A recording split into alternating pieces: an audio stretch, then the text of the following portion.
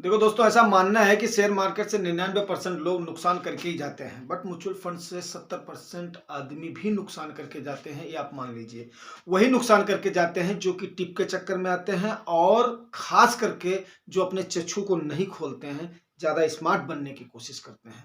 आपको मैं एक बात बताऊं कि अगर मुझे इन चीज़ों को थोड़ा सा एक्सप्लोराइज करना हो तो मुझे बड़ा सा स्क्रीन लगा सकता हूं, थोड़ा सा ऑडियो वीडियो की क्वालिटी सुधार सकता हूं, और उसके बाद में अच्छे खासे सब्सक्राइबर्स और व्यूअर्स को बटोर सकता हूं। बट मेरी मंशा वो नहीं है। मेरी मंशा किस चीज की है? मेरी मंशा ये है कि जो आम आदमी है, जो आम इन्वेस्टर्स हैं, उनका जो हित है उसको साधा जाए। जिसको इंटरेस्ट होगा वो अपने आप ही उस ज्ञान को लेगा। क्यों? क्योंकि भारत एक ऐसी धरा रही है, और मैं दो जगह का रहने वाला हूं, एक अपना बस्ती, दूसरा देहरादून। बस्ती के बारे में आपको पहले बता चुका हूं कि बस्ती भगवान श्री राम के गुरु वशिष्ठ की धरती थी, एंड इत्तेफाक से देहरादून गुरु द्रोण, जो कि कौरव और पांडवों के गुरु थे, उनकी धरती थी। अगर ऐसी तपोस्थली में रहने वाला आदमी, अगर वो इन छोटी मोटी चीजों को क्या फैब्रिकेट करके परोसता है, तो वो गलत बात होगी। अब रही बात कि आज की चिंता का सबब क्या है। आज की चिंता का सबब यह है कि आखिर में मिड कैप और स्मॉल कैप से मुझे डर क्यों लग रहा है। उससे नहीं डर लग रहा है, उसके एयूएम से डर लग रहा है, उसके रुझान से डर लग रहा है, उसमें इन्वेस्टर्स के ज़्यादा से ज़्यादा छोटे मझोले इन्वेस्टर्स के कूदने से डर लग रहा है। अब आप लोगों को ऐसा लग रहा होगा कि यार ये आदमी क्या बकवास कर रहा है, इतने सारे तथ्य, इतने सारे रिकॉर्ड, इतने सारे डाटाज जो बोल रहे हैं, क्या ये झूठे हैं? आइए हम आज इस पर अभी चर्चा करने की कोशिश करते हैं कि मुझे उसके ईओएम से क्यों डर लग रहा है, और फर्दर म्यूचुअल फंड इन्वेस्टर्स की स्ट्रैटेजी क्या होनी चाहिए।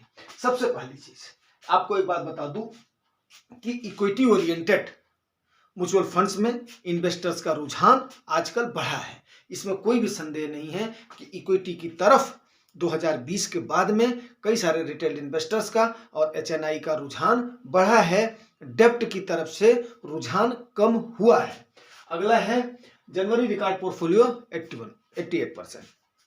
देखिए, अभी आप ये मान करके चलिए कि जनवरी में जो आपका पोर्टफोलियो जितने खुले हैं ना, वो डेप्ट और दूसरे जो आपके असेट्स हैं उनके मुकाबले 88% ज्यादा खुले हैं। किसकी तरफ? इक्विटी की तरफ। इक्विटी की तरफ ज्यादा खुले हैं, और उसमें कौन कौन से हैं? मेनली रिटेल इन्वेस्टर हैं और एचएनआई हैं। एचएनआई मतलब जो कि बाहर के इन्वेस्टर्स हैं वो भी हैं, ठीक है ना, नॉन रेजिडेंट इंडियन जो है, एनआरआई जिसको बोल सकते हो आप।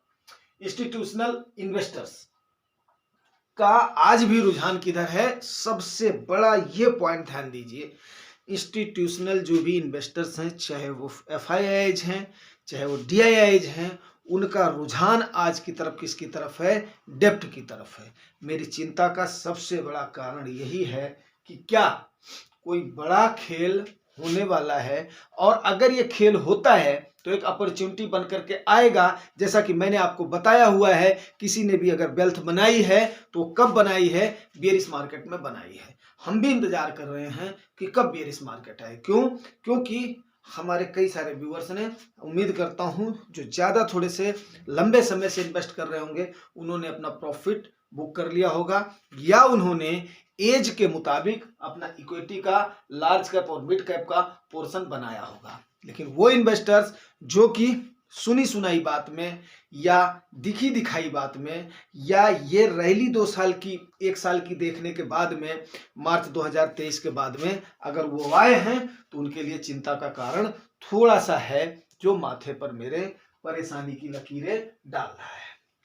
अब आप देख लीजिए, सारा का सारा ऑन रिकॉर्ड है, new investors mid cap small cap में ज्यादा एलोकेट कर रहे हैं। क्यों? क्योंकि नए जो इन्वेस्टर्स हैं उन्हें अभी उतार चढ़ाव की जानकारी नहीं है। वो ये देख रहे हैं कि यस, किसमें पिछले 10 साल में ज्यादा रिटर्न बना है, आने वाले 10 सालों में हो सकता है वहीं पर ही रिटर्न बनेगा। लेकिन यार मैं इस पर आपका एक तवज्जो जरूर चाहूंगा। देखो, पैसा कितना भी लगा दो, जब तक आपका बिजनेस ग्रो नहीं होगा, कहाँ लगा रहे हो पैसा आप? कंपनियों में लगा रहे हो, मझोली कंपनियों में लगा रहे हो, छोटी कंपनियों में लगा रहे हो, mid cap Majholi, small cap छोटी। अब इसमें आप लगा रहे हो, आपका बिजनेस, आपका प्रोडक्शन अगर उस लिहाज से ग्रो नहीं हो रहा है तो उसके बाद में कहाँ जा रहे हो? आपको मैंने एक बात बताई हुई है, आपके फंड मैनेजर की ये मजबूरी है, ये मजबूरी है कि वो 5% से 7% ही कैश अपने पास होल्ड कर सकता है। अगर आज की डेट में आपने 10,000 रुपया डाला है तो वो आपका केवल और केवल 500 या 700 रुपया अपने पास रख सकता है। बाकी उसको सारे के सारे कहाँ डालने पड़ेंगे? मार्केट में लगाने ही पड़ेंगे, किसी भी टाइप के फंड हो, ऐसा सेबी का डायरेक्शन है। अब जो इनफ्लो आ रहा है भाई, देखो 50 लाख करोड़ की भारी भरकम रकम आपने जमा कर दी है, सबने मिलकर के, पूरा एयूएम है। उसके बाद में 18,000 रुपए पर 18,000 करोड़ रुपए पर मंथ जो है एसआईपी रूट के थ्रू आ रहे हैं, और ये भारी भरकम पैसा कहाँ जा रहा है? मार्केट में ही जा रहा है। हालांकि इन्वेस्टर्स की संख्या बहुत ही कम है, लेकिन उसके हिसाब से जो आ रहा है ना, उसके हिसाब से उनके पास इंफ्रास्ट्रक्चर भी तो होना चाहिए, प्रोडक्शन भी होना चाहिए, सप्लाई चेन भी होना चाहिए। हालांकि वो हमारा हेडेक नहीं है, हमारा हेडेक है फंड मैनेजर के हाथ में पैसा दे देना, वो क्या कर रहा है क्या नहीं कर रहा है वो करना। लेकिन सबसे बड़ी बात क्या है, जो ऑपरेटर बैठा हुआ है ना, वो फंड मैनेजर्स का भी क्या होता है? बप्पू होता है। वो बप्पू जब वो अपनी मार्केट को करेक्ट करेगा ना, तो क्या होगा कि आम इन्वेस्टर्स जिन्होंने सही तरीके से प्रिवेंटिव मेजर्स नहीं लिए हैं, मेरी बात को ध्यान सुनिएगा, प्रिवेंटिव मेजर्स जिन्होंने नहीं लिए हैं वो झेल नहीं पाएंगे। ये आप इसका सबक लीजिएगा आज की डेट में, ठीक है ना। एयूएम एक और सुन लीजिए, एयूएम आपका asset under management mid cap और स्मॉल कैप का नियर टू लार्ज कैप है। अब आप बताइए, खुद आप सोचिए, क्यों ना मेरे चेहरे पर चिंता की लकीर आए? इसलिए नहीं कि मैं स्वार्थी हो रहा हूं, इसलिए नहीं कि मेरा अपना पैसा है, इसलिए कि उसमें आप लोगों का हित जुड़ा हुआ है, आप लोगों का भला जुड़ा हुआ है। अब इतनी बड़ी बड़ी ब्लू चिप कंपनियों का, जिनके पास इतने बड़े एम्प्लॉय हैं, इतना बड़ा इंफ्रास्ट्रक्चर है, गवर्नमेंट का हाथ है, उनके पास थिंकिंग कैपेसिटी इतनी है, ये इतनी है, मतलब आप समझ नहीं सकते हो। थिंक टैंक उनके पास है, उनके ब्लूप्रिंट इतने अच्छे अच्छे हैं, उनके इतने मतलब जो है ब्रांचेस फैली हुई हैं, उनकी फैक्ट्रियां फैली हुई हैं। देखो यार, एक फैक्ट्री के लिए ना, अभी जैसे मैं आपको टाटा नैनो का एग्जांपल देता हूँ। टाटा नैनो फ्लॉप क्यों हुआ? टाटा नैनो जो कहाँ पे, इसमें अपना वेस्ट बंगाल में, वेस्ट बंगाल में फ्लॉप होने का जो सबसे बड़ा था रीजन था, टाटा की मेन फैक्ट्री की नहीं हुई है, क्या नाम है, फ्लॉप नहीं हुई है, जो मेन फैक्ट्री थी उसके जो आसपास में उसके स्पेयर्स और एसेसरीज की जो कंपनियां लग रही थी ना, वहां के लिए ममता बनर्जी ने इतनी हाई डिमांड रख दी थी कि वो कंपनियां उसको सरवाइव नहीं कर पाई, क्योंकि उस बंगाल की गवर्नमेंट ने उसको सपोर्ट नहीं किया। एक आपको एग्जाम्पल दे रहा हूं। तो इस प्रकार से है, मेन कंपनियां कौन सी हो गई? ब्लू चिप कंपनियां हो गई। और ये ब्लू चिप कंपनियां तो ठीक हैं, इनका एयूएम तो ठीक है, बट अगर ये लार्ज कैप और मिड कैप का एयूएम नियर टू इसके जा रहा है, तो किसका पैसा जा रहा है? वो पैसा जा रहा है उन इन्वेस्टर्स का जा रहा है जो अननोन है, जो अनजान है। ये बात बिल्कुल ही मार्के की और सटीक है। अब ये आप माने या ना माने, बताना हमारा काम है। इस समय आपको जो 80 से 85% के आसपास एलोकेशन आप लोग स्मॉल कैप और मिड कैप में कर रहे हो, ये ना कहीं जलती आग में आप लोग हाथ डाल रहे हो, ये नोट कर लो।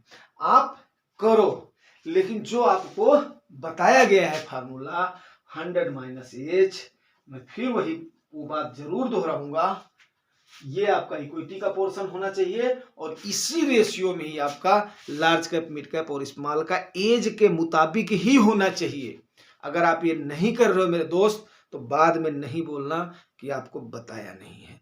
नहीं झेल पाओगे वो टेंशन, नहीं झेल पाओगे जो कि बिल्कुल आने वाले समय में ये आएगा। जब तक गवर्नमेंट है, गवर्नमेंट का इलेक्शन है, तब तक पंपिंग मार्केट है, पंप करके इसमें पैसा डाला जाएगा, गुब्बारे की हवा भरी जाएगी। उसके बाद में इसका प्रूनिंग, इसका छटाई, इसकी कटाई, इसकी धुलाई, इसका हर चीज होगा, क्योंकि मार्केट हमेशा करेक्ट करती है, टेस्ट करती है और उसके बाद में आगे बढ़ती है। रिसर्चर्स आपके इतने बेवकूफ नहीं हैं जितने कि हम और आप हैं। वहां पर आपने वही लेना है जो कि आपको इक्वल बांटना है सिखाए गए तरीके के मुताबिक। मतलब डाइवर्सिफिकेशन आपका मस्ट है, इसमें कोई भी संदेह नहीं है। डाइवर्सिफिकेशन आपका मस्ट है। अगर आप 50 साल से ऊपर हो, 60 साल से ऊपर हो, तो आपका लार्ज कैप में एलोकेशन ज्यादा होना ही होना चाहिए।